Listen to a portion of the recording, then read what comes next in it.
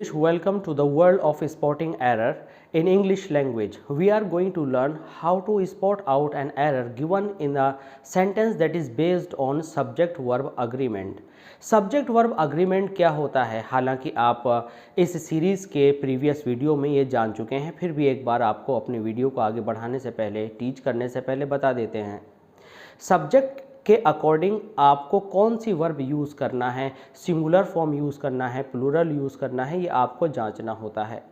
और ये बिल्कुल बेसिक क्लासेस से लेकर के आपकी सेकेंडरी क्लासेस में आती हैं और उसके बाद एकेडमिक्स के बाद आपको एक कॉम्पिटिटिव लेवल तक परेशान किए रही होती है और वेरियस एग्जामिनेशन में इसका बहुत ज़्यादा इम्पोर्टेंस है।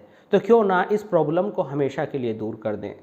तो आप सब्सक्राइब कीजिए हमारे चैनल और ऐसी क्लासेस ऑफ इंग्लिश लैंग्वेज को, और अपने सारे प्रॉब्लम्स को आप कमेंट सेक्शन के थ्रू हमारे साथ जुड़कर दूर कर सकते हैं। तो इस सीरीज़ में, इस पार्ट में वीडियो के हम देखेंगे कि हमारे पास 2 सेंटेंसेस हैं। 20 rupees space lost, the sum of 20 rupees blank lost. तो यहाँ पर ऑफ कोर्स हमें जो है वर्ब फिल करनी है।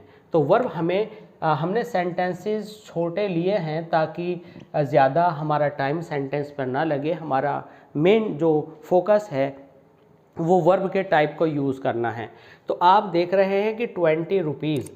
तो अगर आपको कोई भी ऐसा वर्ड जो कि सम को शो करता है, टोटल को शो करता है, अगर आता है तो इन 20 रुपीज़ को हम फोकस नहीं, सम को करेंगे और हम यहाँ पर इज़ का यूज़ करेंगे।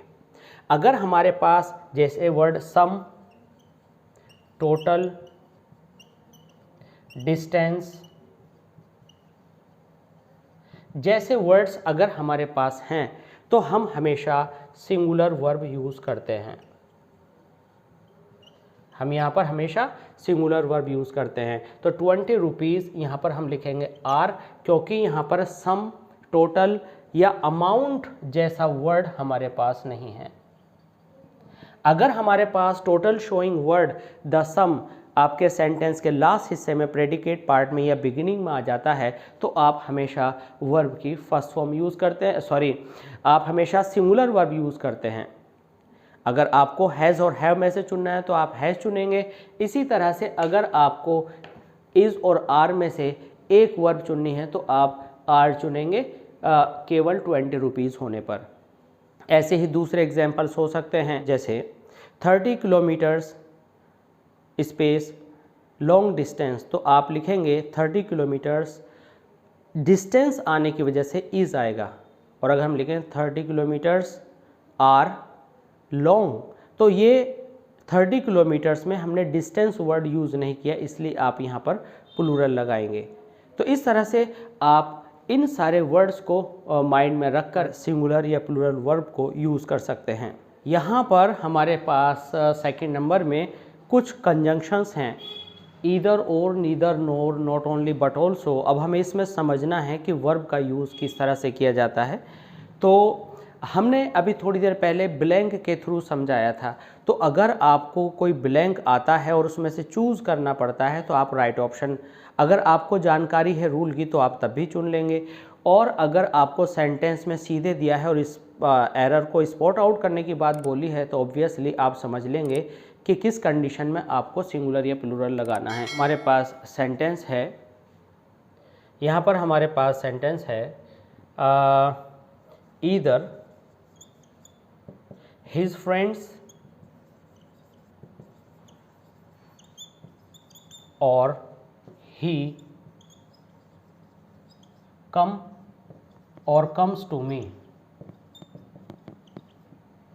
तो यहाँ पर अब हम देख रहे हैं कि हमारे पास जो सब्जेक्ट हैं वो दो अलग अलग तरह से सामने हैं। एक ईदर हिज फ्रेंड्स, तो यहाँ पर हमें हिज फ्रेंड्स नज़र आ रहा है, यहाँ पर ही नज़र आ रहा है। तो अब हम यहाँ पर वर्ब को विदाउट एस चुने या विद एस चुने, क्योंकि सिंगुलर में आप एस लगाते हो और प्लूरल में एस नहीं लगाते हो। तो हमेशा एक बात याद रखिए कि ईदर और के केस में सब्जेक्ट के पास या वर्ब के पास जो सब्जेक्ट आता है, तो वर्ब के पास जो सब्जेक्ट आता है के अकॉर्डिंग आप वर्ब चुनते हैं। तो ही के अकॉर्डिंग कम्स नहीं आएगा, बल्कि ही के अकॉर्डिंग कम नहीं आएगा, बल्कि ही के अकॉर्डिंग कम्स आएगा। अब यही सेंटेंस अगर आप इंटेरोगेटिव बनाने लगें तो जो आपकी वर्ब है अभी इस सब्जेक्ट के नज़दीक थी, तो जब आप हेल्पिंग वर्ब इधर लेकर के आएंगे तो आप देखेंगे कि यहाँ पर आपके फ्रेंड्स हैं, तो आपको ऑप्शन मिलेगा डू और डज, ईदर हिज फ्रेंड्स और ही। अब आपको फिर दो ऑप्शन मिले, कम और कम्स। जब आपको एरर दी जाएगी तो आपको ऑप्शन नहीं मिलेंगे, डायरेक्ट एक वर्ब लिख दी जाएगी। अगर आपका ऑप्शन गलत नहीं है तो नो एरर वाला आप चुन लेंगे, और अगर आपको कहीं पर लगता है कि किसी ऑप्शन में मिस्टेक है तो आप वहीं पर एरर फाइंड आउट करेंगे। एरर कैसे देखेंगे यहाँ पर कि अब की बार हमारी जो वर्ब है कम वो ही के पास है, लेकिन इंटेरोगेटिव होने पर आप किसके अकॉर्डिंग देखेंगे, इस वाले सब्जेक्ट के अकॉर्डिंग। तो ये डू आता है, यहाँ पर डज नहीं आएगा। तो हमने देखा यहाँ से ही पास पड़ता था तो कम्स आया, जब आपकी हेल्पिंग वर्ब इधर आई तो ये नज़दीक पड़ा फ्रेंड्स के, तो यहाँ पर डू आएगा। तो आप इसको अच्छी तरह से समझ लें। इसी तरह से अब हम काम करेंगे नीदर पर और नॉट ओनली बट ऑल्सो पर। यहाँ पर हमारे पास कुछ दूसरे एग्जाम्पल्स हैं, जैसे not only the teachers but also the principal is happy. तो इसमें हमें देखना है कि ये सेंटेंस रॉन्ग है या राइट है। हमने बताया कि ये जो तीन पेयर्स हमने यहाँ पर दिए हैं तो तीनों में एक जैसा हमें रूल अप्लाई करना पड़ता है। यहाँ पर टीचर्स है जो कि आपका सब्जेक्ट 1 है, प्रिंसिपल आपका सब्जेक्ट 2 है, और वर्ब पड़ती है आपकी इज़। तो इज़ के पास प्लूरल नहीं सिंगुलर आया, इसलिए यह सेंटेंस सही है, इसमें नो एरर है।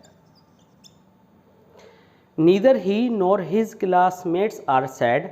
अब की बार आर के पास प्लूरल आया, इसलिए ही का कोई इफ़ेक्ट इस पर नहीं होगा और यहाँ पर आपकी प्लूरल वर्ब आएगी।